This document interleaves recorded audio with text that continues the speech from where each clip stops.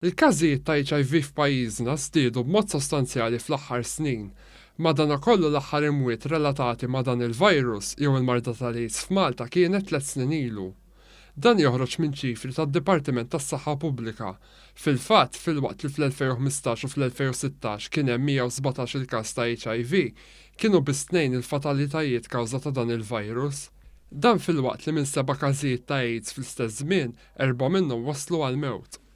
Is-Supretendent tas-Saħħa Pubblika l-Professur Charmaine Gauci spjegat li tnaqqis fl-imwiet mill-HIV huwa dovut għal fatt li iktar nies infettati qed jirrikorru għat trattament kmieni qabel ma l-virus jiżviluppa fil-marda tal-AIDS, fejn hemmhekk jaf ikun tard wisq biex tkun salvata l-ħajja tal-persuna marida kif tixet l-istatistika. Saħqet ukoll li minkejja li l-ikbar ammonti ta' każijiet ta' HIV oriġinaw minn irġiel li jkollhom xi jaqsmu sesswalment ma' irġiel oħra, fl-aħħar żmien ġiet innotata żieda fil-każijiet minn koppji eterosesswali. Bdejna naraw żieda tan numru ta' persuni li qegħdin ibatu bl-HIV.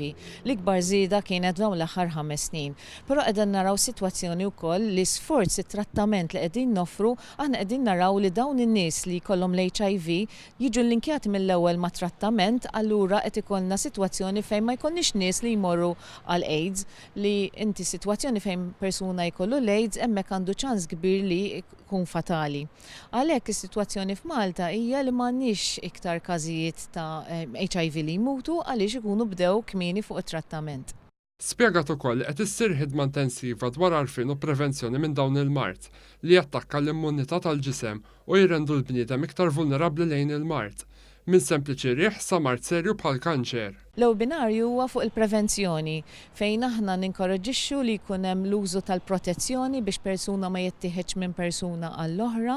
Importanti ħafna wkoll li jkun hemm l-edukazzjoni li tkun available għall-etajiet kollha u anke li inti jkollok dak is-support lin-nies li jkunu qegħdin f'riskju.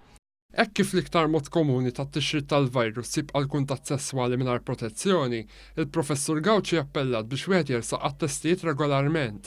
Spjegat li llum il-persuna jista' jkollha riżultat ftit sigħat biss wara li jsir it-test. F'każ li jkun hemm il-virus preżenti, jiskatta trattament li eventwalment jikkontrolla l-HIV u li jħalli l-bniedem ikompli bħajtu. L-appell tagħna huwa li nużaw il-prevenzjoni li aħna wkoll jekk għandna suspett niġu biex nagħmlu t-testijiet għaliex jekk inti tinstab li inti HIV positive hemmhekk aħna għandna trattament li nistgħu nofru biex hekk persuna jkun jista' jibqa' jgħix ħajja normali bl-HIV.